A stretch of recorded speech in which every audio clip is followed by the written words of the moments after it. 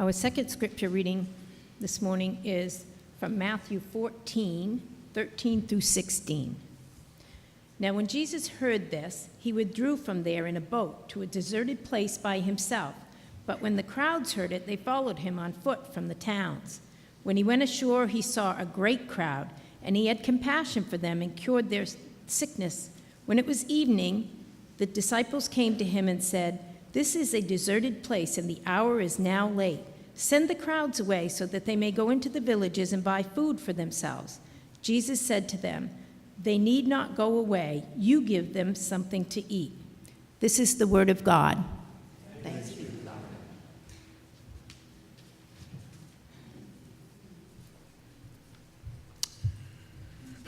Good morning. This morning I will be talking about, big surprise, food. Some people have all they can eat, a lot of people don't. The reasons vary. Sometimes there's loss of work, illness, disability, age, single parenthood. In the summer, children who don't get lunch at school anymore. Federal estimates are that in Maine, about 16% of the people are what they call food challenged or food insecure. In Cumberland County, it's about 14%. Now, that does not mean that these people are starving by the side of the road. There are all sorts of programs that make sure food is available to virtually everybody who can pick up a phone.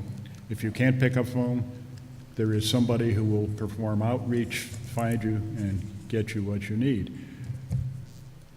This isn't a federal statistic, but I don't think personally that there's a reason for anybody in this area to go hungry. We can get food for anybody, anytime. So, we say that 13 or 14% of the people in this area are food insecure. And that's where we come in. The Mid-Coast Hunger Prevention Program, that's the building behind Hannaford's. I'm sure you've all seen it. The Mid-Coast Hunger Prevention Program handles most of Cumberland County.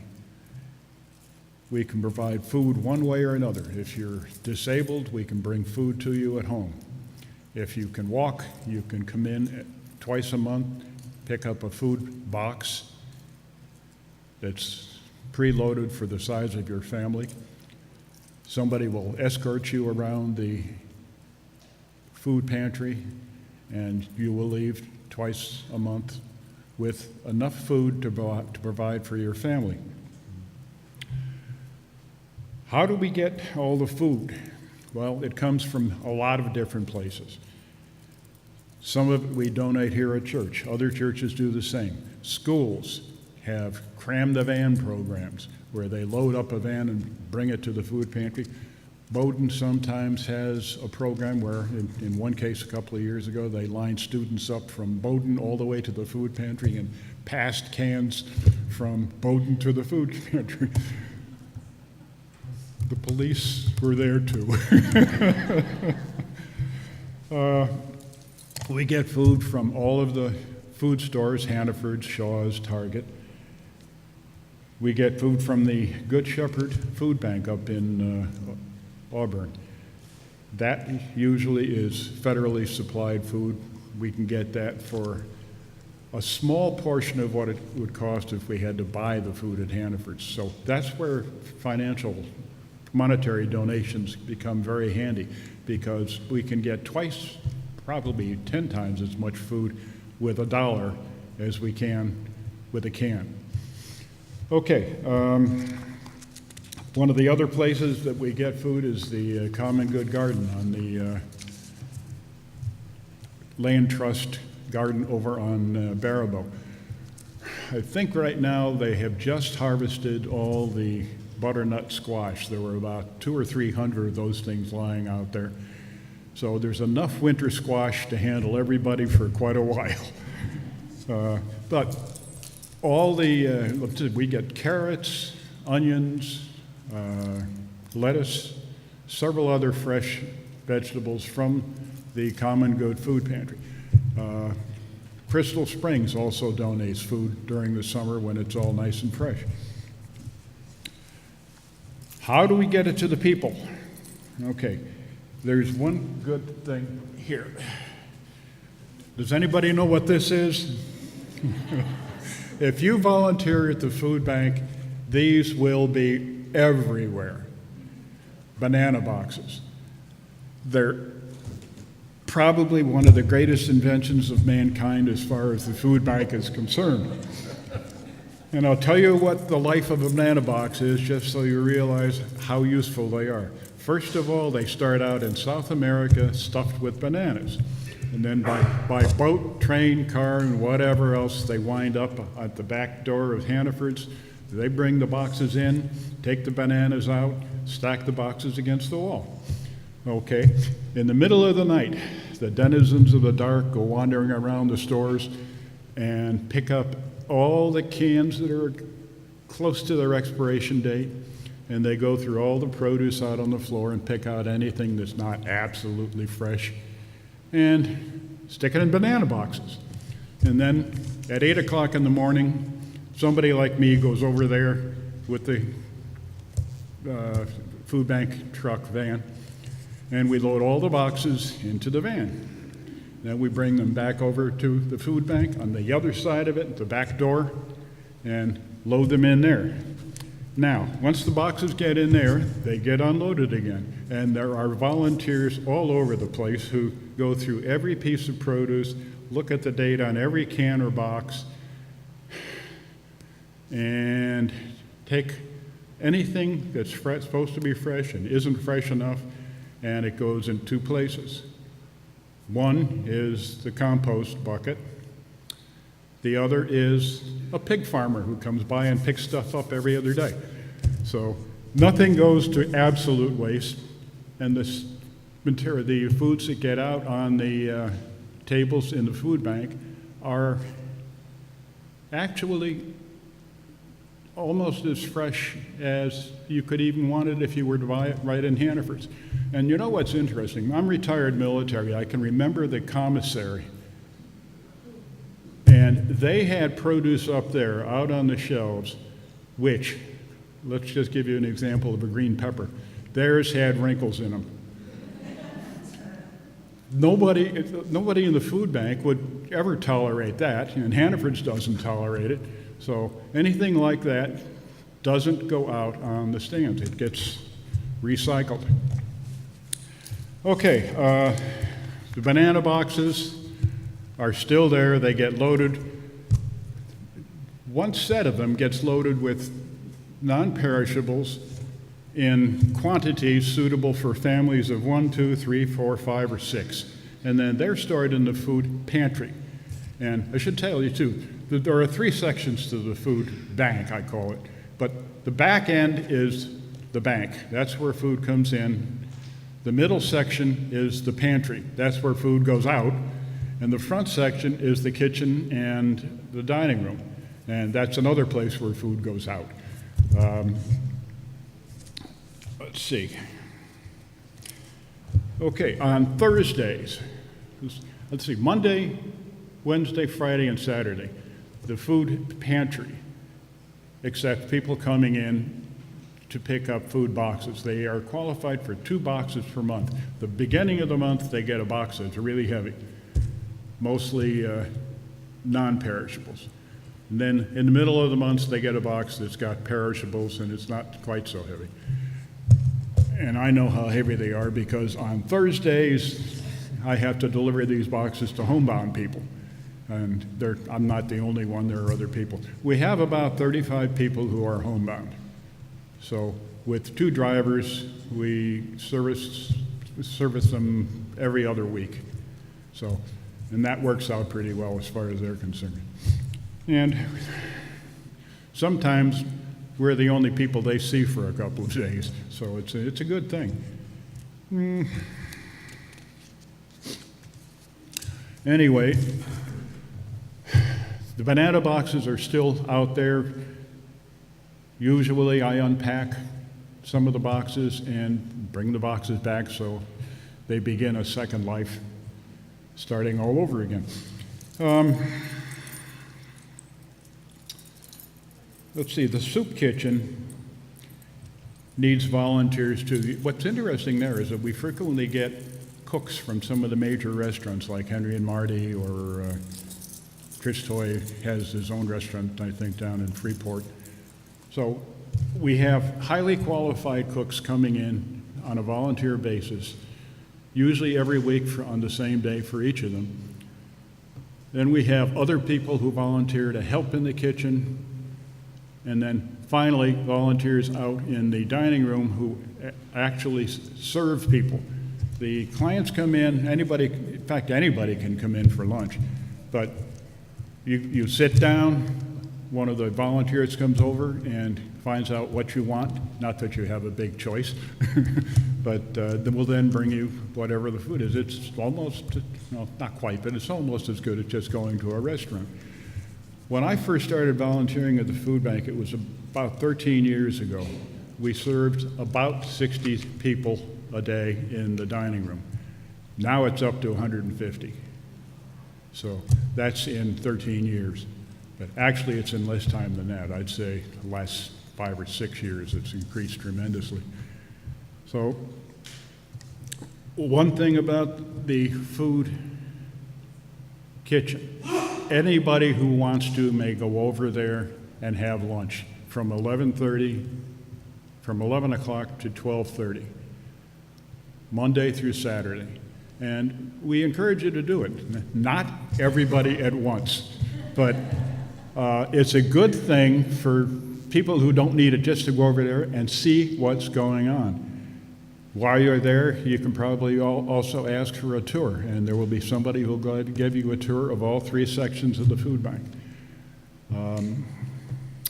What we hope after your tour is that you will either donate something or donate time and become a volunteer.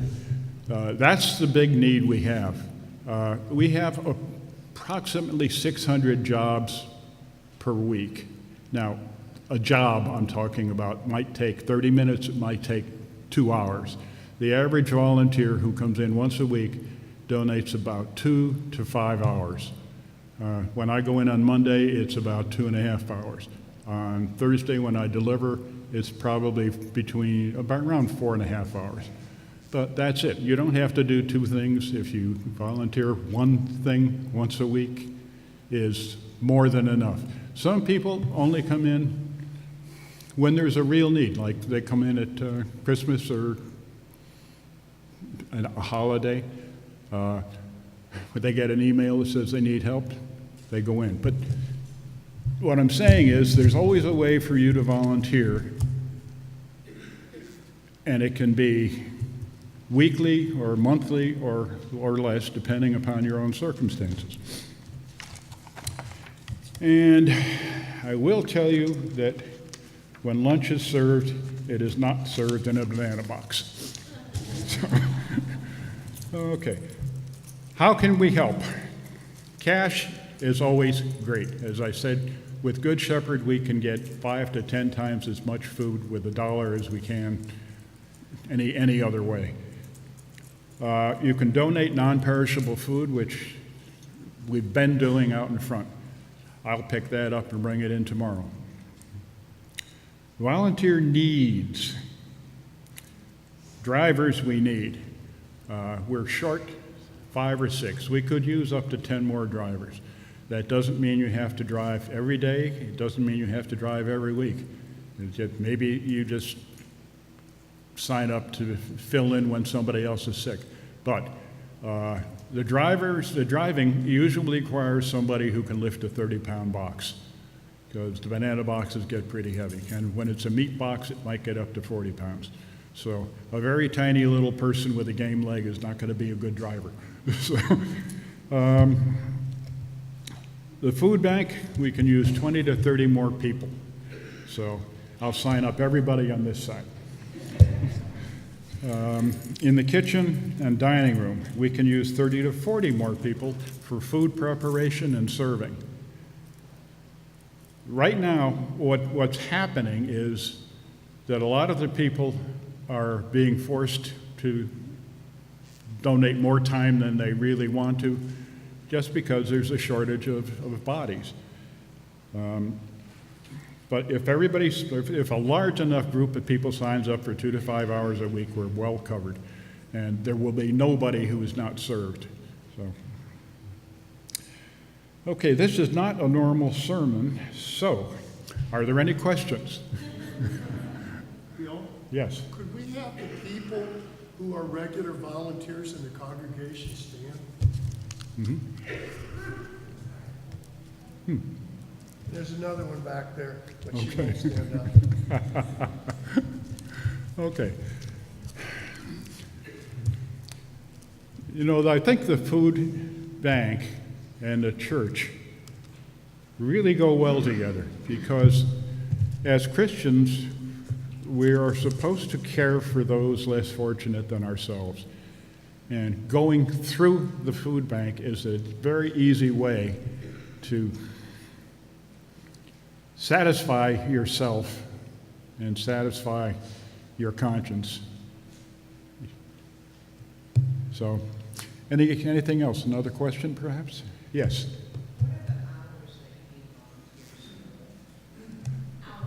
What are the hours that I volunteer?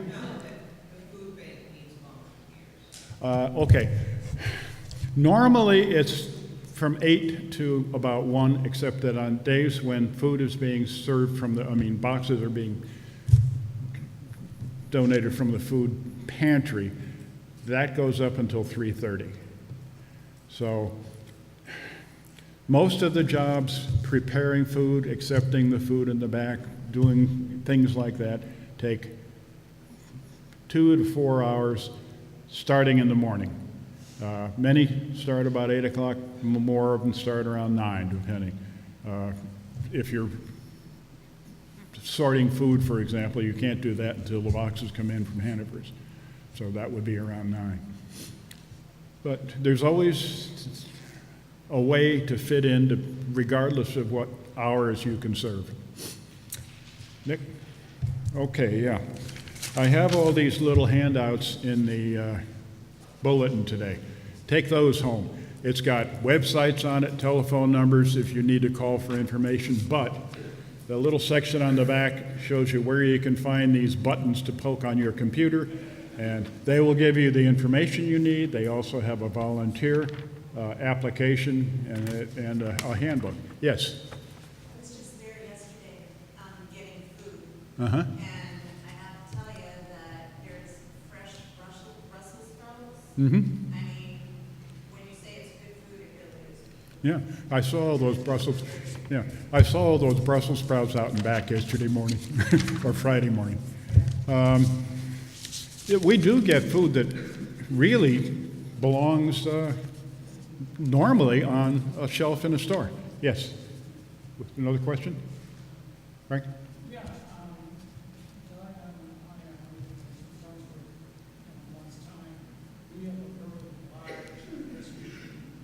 Can we use our own private vehicle to deliver these banana boxes? Okay, I still didn't understand. You use your own private vehicle to deliver boxes. Yes, one of our drivers uses his own SUV. I have used my truck on occasion, but I've got a short bed truck with a toolbox in it, and boxes stick up too high most of the time. I don't want to take a chance with them. But I just use the van. There are 2 vans there, a small SUV type van and then the big box van. For most of our requirements, that's enough. I think once or twice I've had to use my truck, but probably once or twice in 2 years. So, anything else? Okay, thank you very much.